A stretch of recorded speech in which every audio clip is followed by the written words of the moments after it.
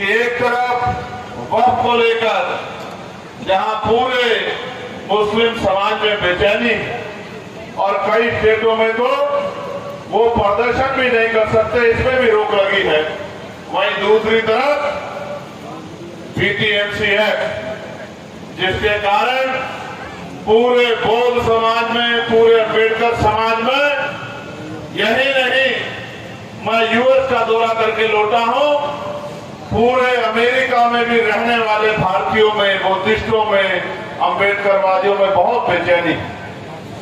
मैं जब वहां गया तो वो मुझसे पूछते थे कि आप बिहार कब जाओगे और बिहार में जाके उस आंदोलन को कैसे मजबूत करोगे, उस आंदोलन को ताकतवर बनाकर कैसे उस बीटीएमसी एक्ट को खत्म करा के हमारे लोगों को उनका अधिकार दिलाने का काम करोगे।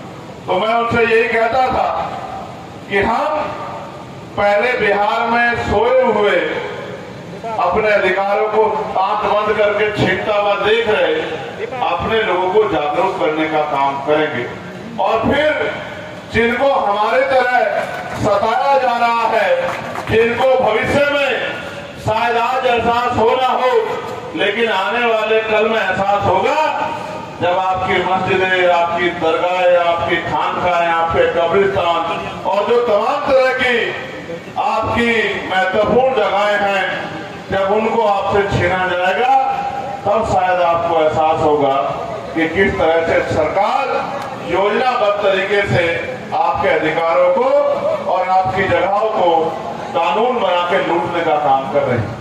हालांकि कानून तो इसलिए बनना चाहिए था कि जिन पे जमीन नहीं है उनको जमीन मिलनी चाहिए, लेकिन ये सरकार तो ऐतिहासिक जगहों को छीनने के लिए कानून बना रही है।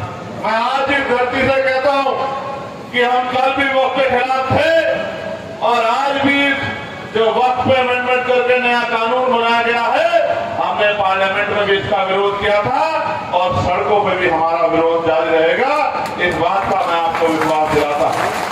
प्यारे साथियों, बीटीएमसी एक्ट में उस आंदोलन को जो साथी चला रहे थे, इन सरकारों ने झूठे मुकदमे लगा के हमारे साथियों को जेल में डालने का काम किया है।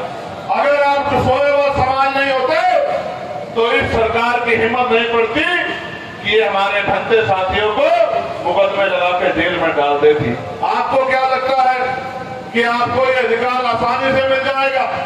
इसके लिए हमारे भद्दे जो समाज के अग्रणी हैं, जो धार्मिक रूप से समाज को रास्ता दिखाते हैं, वो तो आंदोलन कर रहे हैं और जिनको आंदोलन करना चाहिए वो चैन से घर में पड़ के सो रहे हैं। इसीलिए आज बिहार के कोने कोने में जाके हमें ये अलग लगानी पड़ेगी कि अगर हमें बीटीएमसी खत्म कराना है तो हमें अपनी ताकत यहाँ बढ़ानी पड़ेगी और अपने जैसे लुटे पिटे जो लोग हैं जिनके अधिकारों को छीना जा रहा है उनका हाथ हमें पकड़ना पड़ेगा और राजनीतिक भाईचारे से ज्यादा सामाजिक भाईचारा हम लोगों को बनाना पड़ेगा। जब हमारा सामाजिक भाईचारा मजबूत हो जाएगा तब फिर कोई हमारे अधिकारों को लूट नहीं पाए। किस तरह से हमारे बच्चे साथी, हमारी बहनें, हमारे बच्चे, नौजवान साथी वहां बोध गया में आंदोलन चला रहे हैं, 40 डिग्री टेम्परेचर में, 44 डिग्री टेम्परेचर में, 48 डिग्री टेम्परेचर में किस तरह से वो इस आंदोलन को सींचने का काम कर रहे हैं। और भीम आर्मी के हमारे केंद्रीय नेतृत्व के साथियों ने भी पूरे बिहार में पैदल यात्रा निकालकर इस आंदोलन को गांव-गांव तक, हर घर तक पहुंचाने का काम किया। अब यात्रा शुरू करेंगे, परमानेंट आंदोलन चलाएंगे और जब तक बीटीएमसी खत्म नहीं हो जाता, बुद्धों को उनका अधिकार नहीं मिल जाता, तब तक हम रुकने वाले नहीं। मैं उनके कार्य की, उनकी पहल की सराहना करता हूँ।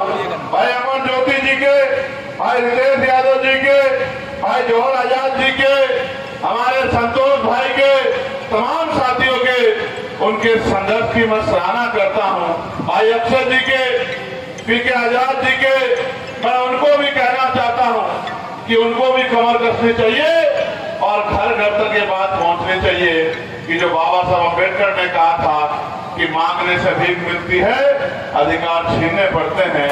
और जो अधिकार आपके छीन लिए जाए, जो जिन अधिकारों में आपके डाका पड़ जाए, वो छीनने के लिए आपको ताकत बनानी पड़ेगी।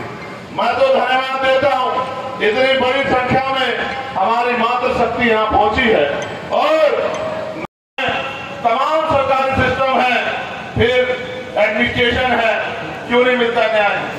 क्योंकि न्याय उनको मिलता है जिनके पास शक्ति होती है।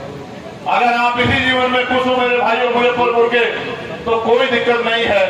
अगर आप जीवन में खुश नहीं हो तो ताकत बनाने का प्रयास करो, मेरी बात पे पहरा देने का प्रयास करो, घर से निकलने का प्रयास करो और इस आवाज को, इस बात को लोगों तक पहुंचाने का काम करो। क्योंकि लोकतंत्र में बिजली पानी से लेके बिजली, पानी, सड़क,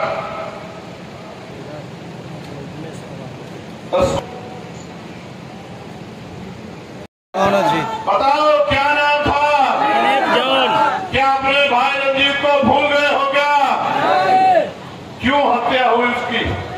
क्या उसकी मां ने उसको इसलिए पाला था कि उसकी हत्या हो जाएगी? क्या आपकी माओ ने, मेरी माओ ने हमें इसलिए पाला कि हमारी हत्या हो जाएगी? ये हत्या इसलिए हो रही है क्योंकि हत्यारों को लगता है कि इनकी जान अगर ले भी लेंगे तो इनकी आवाज को उठाने वाला कोई नहीं। इसलिए मैं आपसे कहता हूं, ये लड़ाई लड़नी पड़ेगी, इसके अलावा कोई रास्ता नहीं।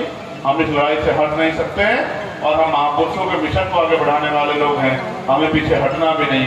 मैं आप सबका धन्यवाद करता हूं और दोबारा इस ऐतिहासिक पहल को, जिसको चलाने का प्रयास भाई जो राजा और महापुरुषों को नमन करता हूं। इसलिए और खंड खंड में बटा भारत मजबूत भारत के रूप में आज दुनिया के सामने है।